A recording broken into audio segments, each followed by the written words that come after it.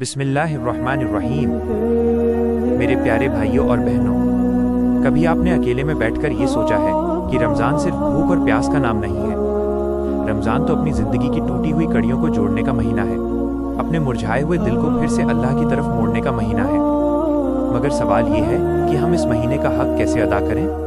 रमज़ान में हमें करना क्या चाहिए और किन कामों से अपनी रूह को बचाना चाहिए? आज हम इसी हकीकत को बहुत आसान लफ्ज़ों में समझेंगे।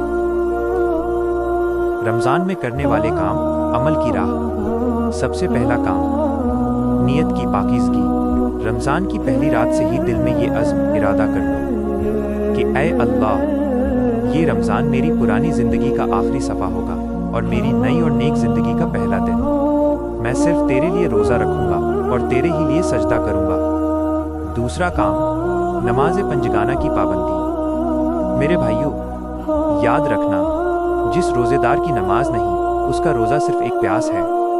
रमज़ान तो नमाज को अपनी ज़िंदगी का हिस्सा बनाने के लिए आता है। तीसरा काम, कुरान से अपना रिश्ता जोड़ना। चाहे एक सफ़ा ही सही, पर रोज़ पढ़ो, क्योंकि रमज़ान और कुरान का रिश्ता रूह और जिस्म जैसा है। चौथा काम, ज़िक्र और दुआ की कसरत। चलते फिरते, काम करते हुए अपनी ज़ुबान पर अस्तग़फिरुल्लाह और दरूद शरीफ को सजाए रखो। क्या पता तुम्हारी कौन सी आह अल्लाह को पसंद आ जाए। पांचवा काम, अखलाक की बुलंदी। मुस्करा कर मिलना इबादत है, गुस्से को पी जाना इबादत है, किसी टूटे हुए दिल को जोड़ देना भी इबादत है। छठा काम, खिदमत खल्क। किसी यतीम की मदद करना, किसी भूखे का दस्तरख्वान सजाना। याद रखो, रमज़ान रहमतें बांटने का महीना है। सातवां काम, शब बेदारी, तरावीह, तहज्जुद और लैलतुल क़द्र की तलाश।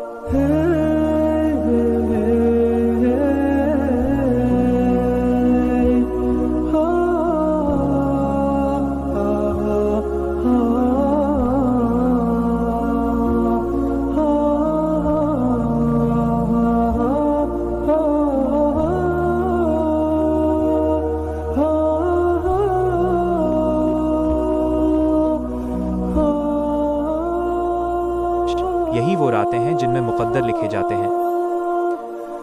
रमज़ान में न करने वाले काम, परहेज़। मगर भाइयों, कुछ काम ऐसे भी हैं जो हमारे रोज़े को खोखला कर देते हैं। सबसे पहले झूठ और दगाबाजी। हुजूर शाह का फरमान है कि अगर कोई झूठ नहीं छोड़ता तो अल्लाह को उसके भूखा रहने की कोई ज़रूरत नहीं। दूसरा, गीबत और बुराई। किसी की पीठ पीछे बात करना रोज़े की नूरानियत को छीन लेता है। तीसरा, नज़र की हिफाजत न करना। मोबाइल के फिजूल वीडियो और गलत चीज़ें, ये हमारे रोज़े के सवाब को जलाकर राख कर देती हैं। चौथा, वक्त को ज़ाया करना। दिन भर सोते रहना और रातें मोबाइल पर फिजूल गुजारना।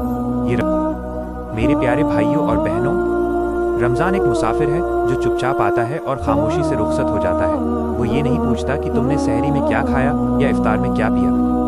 वो तो बस ये देखता है कि रमज़ान आने से पहले तुम क्या थे और रमज़ान जाने के बाद तुम क्या बन गए। अगर रमज़ान बीत जाने के बाद तुम्हारी नमाजें ज़िंदा हैं, तुम्हारी आंखों में हया है और तुम्हारे दिल में अल्लाह का खौफ है, तो मुबारक हो, तुम्हारा रमज़ान कबूल हो गया। अल्लाह से दुआ है कि वो हमें ऐसा रमज़ान नसीब फरमाए जो हमारी रूह को धो दे और हमें अपना बना ले। आमीन या रब्बुल आलमीन। सच्चाई है जो इंसान को अपनी ज़िंदगी के मकसद पर गौर करने के लिए मजबूर कर देती है। वाकई रमज़ान महज खाने पीने से रुकने का नाम नहीं, बल्कि ये नफ्स की तरबियत, सेल्फ डिसिप्लिन और रूह की पाकीज़गी का ज़रिया है। रमज़ान की रूहानियत, कुछ अहम नुक्ते। आपने जो बातें साझा की, उन्हें अगर हम अमल की शक्ल में देखें तो ये महीना हमें 3 बड़े तोहफे देता है। ज़ब्त नफ्स, सेल्फ कंट्रोल। जब हम हलाल चीज़ों खाने पीने को अल्लाह के हुक्म से छोड़ देते हैं तो हमारे अंदर इतनी ताकत आ जाती है कि हम हराम कामों से भी खुद को रोक सकें। हमदर्दी का एहसास, भूख और प्यास हमें समाज के उस तबके की याद दिलाती है जो साल के 12 महीने मुफलिसी में गुजारते हैं। ये महीना हमें सखावत, जेनरोसिटी सिखाता है। कुरान से रिश्ता, जैसा कि आपने कहा, ये महीना कुरान के नुज़ूल अवतरण का महीना है। यह वह किताब है जो अंधेरों से निकालकर रोशनी की तरफ ले जाती है। एक कीमती बात, हुजूर ने फरमाया है कि बहुत से रोज़ेदार ऐसे हैं जिन्हें उनके रोज़े से सिवाय भूख और प्यास के कुछ हासिल नहीं होता। ये बात हमें सचेत करती है कि हम अपने अखलाक, अपनी ज़ुबान और अपनी नीयत की भी हिफाजत करें ताकि हमारा रोज़ा सिर्फ एक रस्म बनकर न रह जाए। अल्लाह ताला हम सबको आने वाले रमज़ान की कद्र करने, उसे इबादत और तक़वा परहेज़गारी के साथ गुजारने और अपनी मग़फ़िरत कराने की तौफ़ीक़ अता फ़रमाए। आमीन।